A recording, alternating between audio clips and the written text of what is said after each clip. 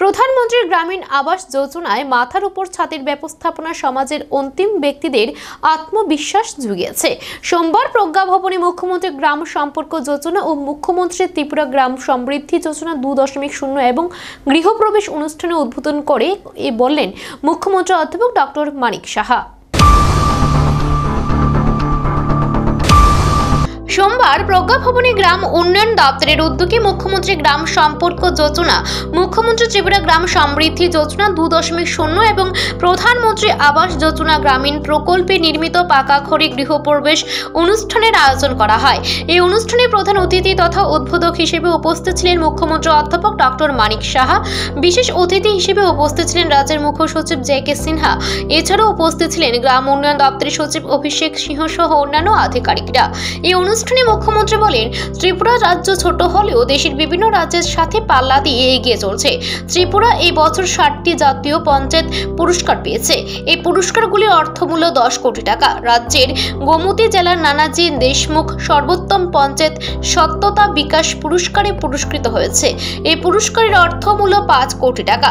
সবচেয়ে ভালো পঞ্চায়েতি ব্যবস্থার জন্য অমরপুর আরডি ব্লক বেস্ট ব্লকের পুরস্কার পেয়েছে। এর অর্থমূল্য 1,75,00,000 টাকা।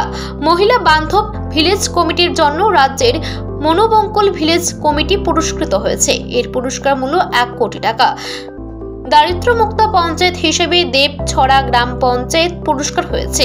এর পুরস্কার মূল্য 50 লক্ষ টাকা। মুখ্যমন্ত্রী জানান, প্রধানমন্ত্রী জনমন যোজনা এবং প্রধানমন্ত্রী আবাস যোজনা গ্রামীণ প্রকল্পে রাজ্যে উল্লেখযোগ্য কাজ হয়েছে।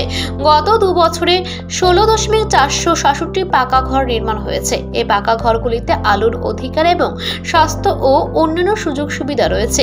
এর গৃহপ্রবেশ আজ অনুষ্ঠিত হয়েছে। মুখ্যমন্ত্রী বলেন, এটা আসলে একটা উৎসব। এটা প্রান্তিক মানুষের কাছে একটা আত্মবিশ্বাসের বিষয়। এখন থেকে তারাও ভাবে তারা এই দেশের নাগরিক। এই দেশ তাদের সঠিক মর্যাদা দিয়েছে। মুখ্যমন্ত্রী বলেন, এখন থেকে রাজ্যের জন্য কিছু একটা করার তাগিদ অনুভব করবেন তারা। 13,000 কোটি টাকার এই বিশ্বকর্মা যোজনা উনি শুরু করেছেন।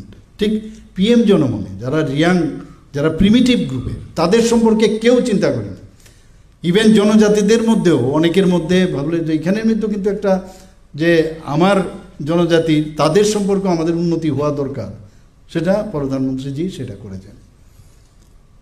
এবং শুধু তাই নয়, তাদেরকেও আজকে আমরা এখানে দেখলাম প্রায় 16,467টি পাকা ঘর নির্মাণের আজকে এখানে মাত্র 2 বছরের মধ্যে এই ঘর নির্মাণ হয়েছে। সেখানেও নিরাপদ ঘর, আলোর অধিকার, স্বাস্থ্য এবং অন্যান্য সুযোগের নিশ্চয়তা এবং এই গৃহপ্রবেশ তো সবাই গেছে, খুব ভালো লাগছিল। এটা একটা উৎসবও, কিন্তু আমার মনে হয় উৎসব বললে ভুল হবে। এটা একটা সেলফ রিলায়েন্ট, আত্মবিশ্বাসের যে একটা বিষয় এই সম্প্রদায়ের মধ্যে সেটা চলে আসবে যে না, আমরাও এই দেশের নাগরিক, এই রাজ্যের আমরা, এবং আমাদেরকে প্রপার মর্যাদা দেওয়া হয়েছে এবং আমরা এই রাজ্যে আমরা এইভাবে থেকে এই রাজ্যের জন্য আমাদের কিছু করার যে একটা তাগিদ, সেটা তাদের মধ্যে আসবে। এটা একটা নতুন অধ্যায় আমার মনে হয় তৈরি হলো ত্রিপুরাতে।